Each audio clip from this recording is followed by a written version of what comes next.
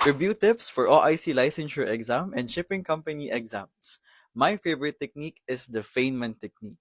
So ano yun? Well, this is your boy, Robbie Boy, and let me help you with that. So paano nga ba mag-review sa pinaghahandaang exam? It is really important to know your time and place of reviewing para makapag-focus ka.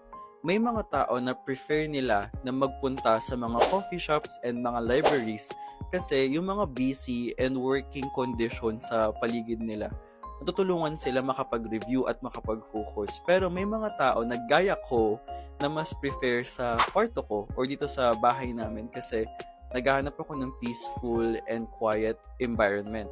It really depends on the person, so choose your environment as per your comfortability.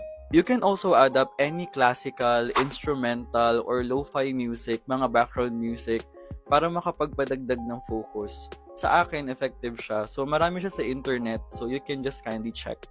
Second is eliminate distractions. Alam naman natin na malaki ang distracting factors ng ating mga gadgets, especially ng mga phones and ang ating mga TV or any noises around the environment. Kaya as per number 1, always set yourself in the right environment. Kaya pag mag-review po tayo, stop po natin lahat ng mga gadgets natin at mag-focus po sa reviewer or sa nire-review natin.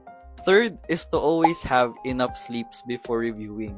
Very important ang sapat na tulog bago ka mag-review kasi it sets your mood and focus. Pwede nyo rin ayusin yung sleep schedule nyo depending on the time of your review. For me, I recommend reviewing before sleeping kasi sobrang effective niya para sa akin. And ito ay napatunayan na sa mga research because as per research, when you are awake, you learn new things. But when you are asleep, you refine them, making it easier to retrieve them and apply them correctly when you need them most.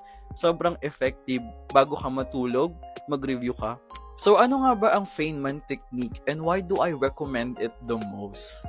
Feynman technique is the most effective technique of learning a concept by explaining it in plain and simple terms. It is believed that if we use 2 or more of our senses, yung registration ng information sa utak natin mas mabilis at mas refined. Meron siyang 4 steps. Number 1, writing down the focus concept. Number 2, explaining the topic in your own words as if you are teaching a child or reciting it by your own. Number 3, return to the source material na hindi mo alam. Alamin mo yung mga bagay na hindi mo pa gamay. Number 4, amplify your explanations and create analogies. Dito papasok yung mga mnemonics, yung paggawa nyo ng sarili nyong strategies kung paano mas memorize at paano mas maaalala. In applying it sa pagre-review, ang ginagawa ko is habang binabasa ko yung question sa mga reviewers, sinusulat ko sila kasama yung mga answers pero hindi yung buong questions. Sinusulat ko yung keywords tapos yung mga answers. And then, pangalawa nun, after ko sulat, nire-recite ko siya on my own. Tinuturuan ko yung sarili ko. Again, you are your own teacher and at the same time, your own student. Kaya yun yung ginagawa ng Feynman technique. And then third one is pag hindi ko alam ang isang certain topic or hindi ko siya masyadong gamay, nagpo-further research ako at nadagdagan ko yung notes ko.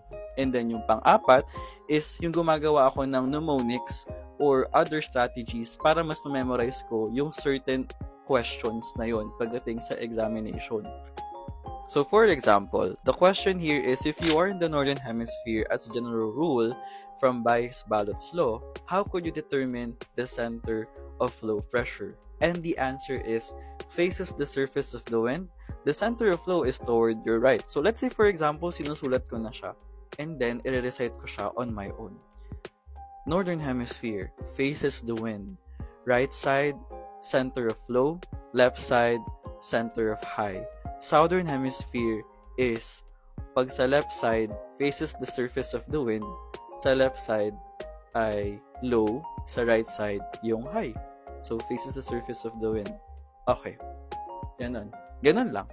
Kaya sobrang ganda ng Feynman technique kasi you are also acknowledging yourself as a child and you are teaching yourself as a child.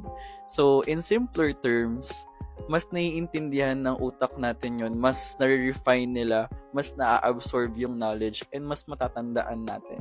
So, yun muna ang aking tips for today. So, if you want more, just feel free to ask and follow for more. I think my next content will be all about scheduling per week, kung ano mga functions and competences at ilang questions ang dapat nyong reviewin per day.